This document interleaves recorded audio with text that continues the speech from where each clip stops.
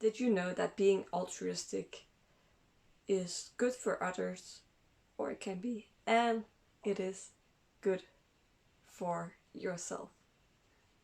Welcome to Sobat. My name is Lage, and I talk about social sustainability. In this video, we're going to dive into the concept of altruism and how it can be beneficial to be more altruistic. So our first step is to identify what does it mean to be altruistic. What is altruism? And altruism is often perceived as the opposite of egocentrism.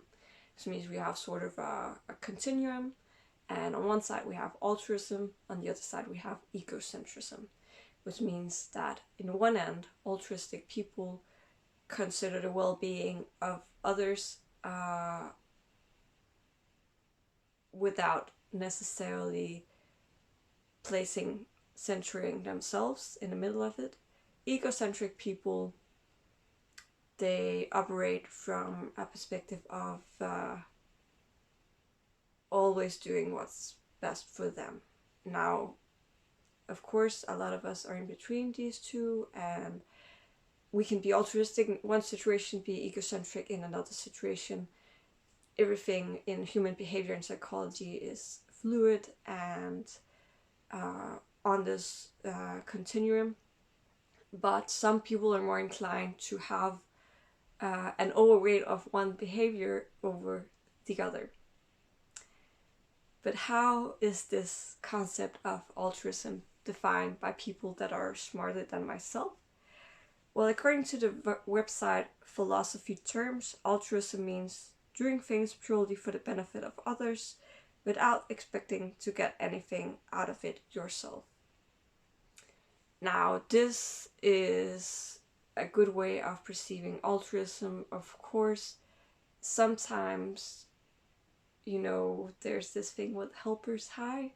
We can also benefit ourselves from doing altruistic deeds. So this having it purely, is it selfish or is it altruistic?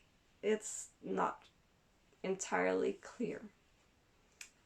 Human psychology is complicated, but let's go to another one. The Free Dictionary states that altruism is the principle of or practice of unselfish concern for the welfare of others. So like I said, it is about the concern of welfare for others. So being altruistic means that you care about the well-being of other people besides yourself. And Greater Good, which is one of my favorite places to read about these things, explains altruism as acts which serve to promote someone else's welfare, even at a risk or cost to ourselves. And I know some of the examples that are often used in terms of altruistic behaviors is, for instance, donating organs or these other massive things that are completely selfless behaviors, the opposite of selfish behaviors. But in my perspective, it could be altruistic behaviors, can be all sorts of things. And I think a lot of us do act in this way as we go about our daily lives. And some of us are naturally inclined to want to do more of this behavior, and some are more inclined to want to do less of it. So altruism is about compassion and love for others than yourself.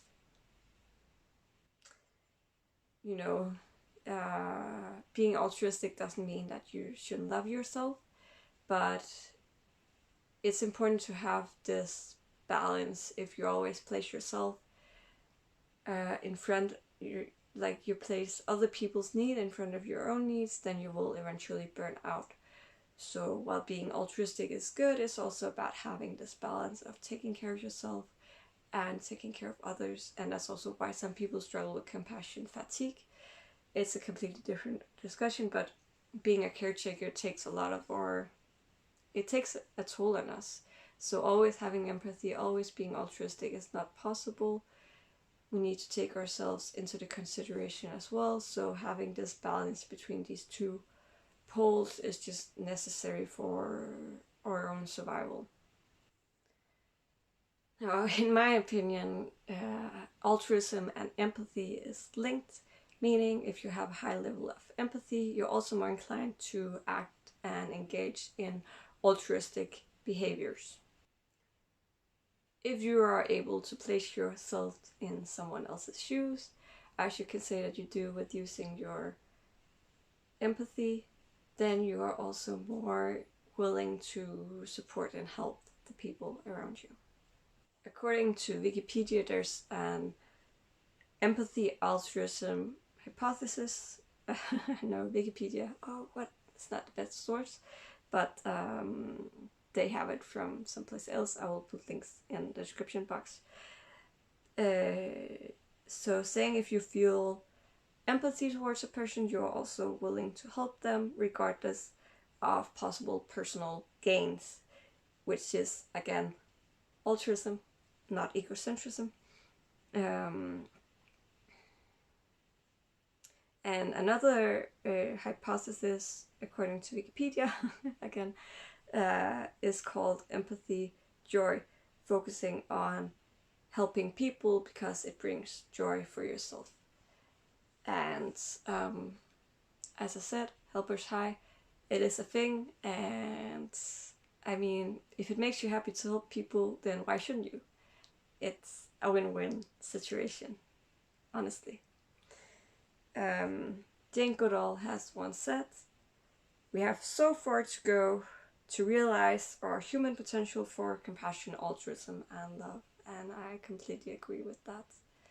I completely relate to it, and I think a lot of it is in motion.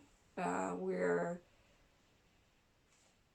breaking the cycle of the past, at least some of us, but we need to look inwards, all of us, and we need to heal from the past, and we need to move on, and those things are just necessary in terms of,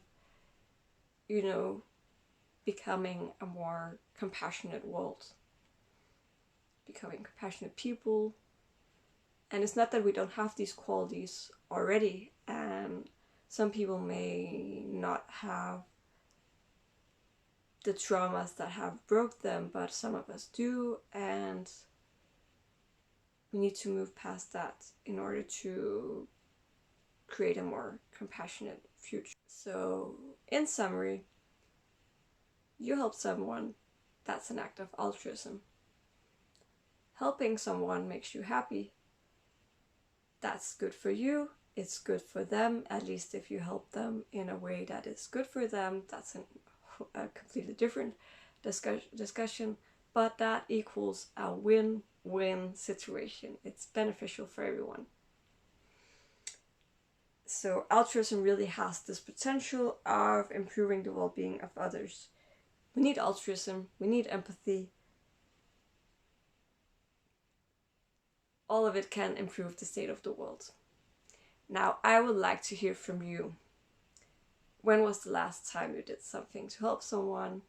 Please let me know in the comment section. And I'm so happy you watched this video. If you have watched this far, I just want to send you peace and love.